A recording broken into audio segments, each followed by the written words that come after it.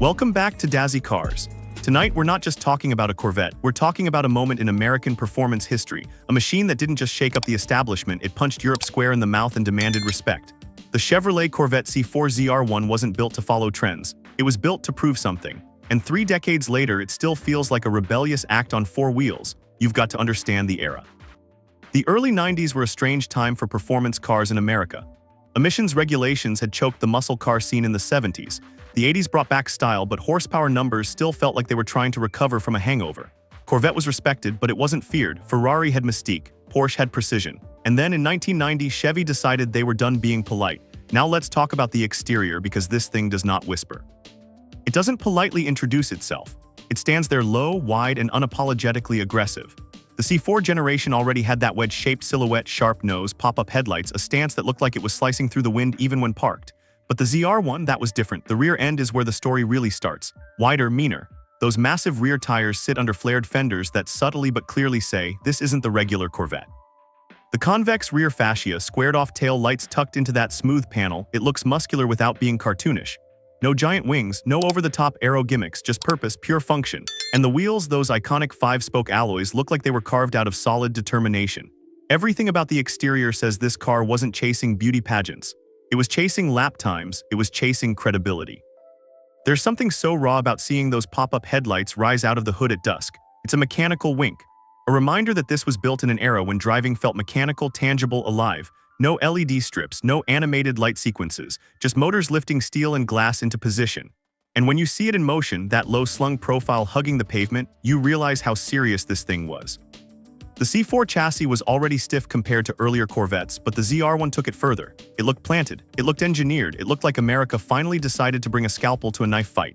Moving inside, the interior feels like stepping into a time capsule, but one that was cutting edge for its day. The cockpit wraps around you. Digital gauges light up in that unmistakable 90s glow. It's not modern luxury, it's fighter jet ambition. The seats hug tighter than the standard C4 with bolstering that reminds you this car expected to be driven hard. The leather feels purposeful, not plush. The dash layout is driver-focused, everything angled slightly toward you like the car is whispering, let's go. And yes, by today's standards, some plastics feel dated. The switchgear isn't German, but that's not the point. The point is that in 1990 this felt futuristic. Digital speedometer.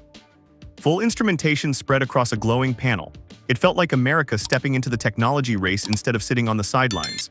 The steering wheel is thick, mechanical, no endless buttons, no touch-sensitive nonsense, just you and the machine. But let's stop pretending the interior is why anyone bought this car. Because under that long, sculpted hood lies the real story, the LT5. This wasn't just another small block V8. Chevrolet partnered with Lotus, yes, Lotus, to engineer something America had never produced before. An all-aluminum 32-valve DOHC V8, 4 camshafts, 8,000 RPM redline dreams, built by Mercury Marine of all places. In 1990, it produced 375 horsepower. Let that sink in an era when most performance cars were barely cracking 300. And by 1993, output jumped to 405 horsepower. 405 horsepower in the early 90s was supercar territory. And the way it delivers power, completely different from traditional pushrod Corvettes. This engine loves to rev. It doesn't just grunt, it builds, it pulls. It screams toward redline with a smoothness that shocked critics. There's a secondary intake system that opens up at higher RPM, and when it does, the engine transforms. It's like a second personality wakes up. The exhaust note sharpens. The pull intensifies. The car lunges forward with intent. 0 to 60 in around 4.4 seconds, top speed approaching 180 mph. These weren't just bragging rights, these were global benchmarks. And the handling, this is where people underestimate the C4 ZR1. The chassis was stiffened, the suspension tuned aggressively, wider rear tires gave it serious grip. On the skid pad, it competed with the best from Europe. Steering feel is direct, communicative. There's weight to it, actual feedback traveling through the wheel into your hands. You feel the pavement, you feel the front tires bite, you feel the rear squat under throttle. There's no stability control stepping in early, no layers of electronic babysitters dulling the experience. If you push too hard, the car will let you know, and if you're careless, it will absolutely punish you. But that's the beauty of it. Driving the C4 ZR1 isn't about comfort, it's about engagement. It's about learning the machine, understanding throttle modulation, respecting weight transfer. It demands skill and rewards it. On a winding back road, this car feels alive. The nose darts into corners, the rear plants and drives out with authority. It's not as surgically precise as modern Corvettes, but that rawness is addictive. And let's talk braking. Big, capable brakes for the time, confident pedal feel, no dramatic nose dive. Just solid deceleration that matches the car's performance intentions. Now here's the part people forget, the ZR1 wasn't cheap. In 1990, it carried a price tag north of $60,000. That was serious money. Adjusted for inflation, that's deep into six-figure territory today. You weren't just buying a Corvette, you were buying America's statement to the world. And Chevrolet backed it up with testing. 1990, a near-stock ZR1 set multiple endurance speed records at Fort Stockton, Texas. Sustained high-speed runs proving this wasn't just marketing hype, it was engineering confidence. Safety. For its time, the C4 platform included anti-lock brakes and driver airbags, progressive for the era. The chassis rigidity improved crash performance compared to earlier generations. But let's be real, this wasn't built in the era of 12 airbags and lane assist systems. It relied on structure and driver responsibility, and that's part of its identity. This car came from a time when the driver was expected to be alert, skilled, and involved. What makes the C4 ZR1 so emotional isn't just the numbers, it's what it represented. It was America refusing to be underestimated. For years, European manufacturers looked at American sports cars as blunt instruments, big engines, straight-line speed, no finesse. The ZR1 shattered that stereotype.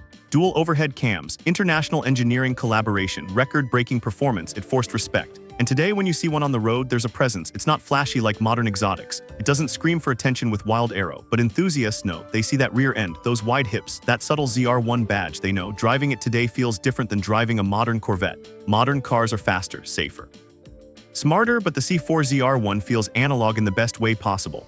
You turn the key, no push-button start drama. The engine fires with a mechanical urgency. The idle settles, you slot the 6-speed manual into first. Clutch engagement is firm, direct, you roll out, the steering loads up as speed builds. The engine climbs through the rev range. At 3,000 RPM it's strong, at 4,500 it's alive. And when that secondary intake opens, it feels like the car inhales the horizon.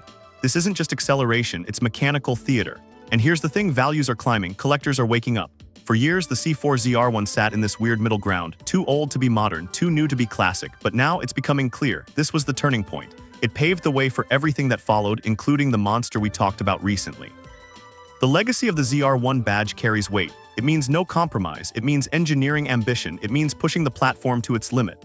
The C4 ZR1 started that story, and emotionally that matters because cars aren't just transportation, they're milestones, they're declarations.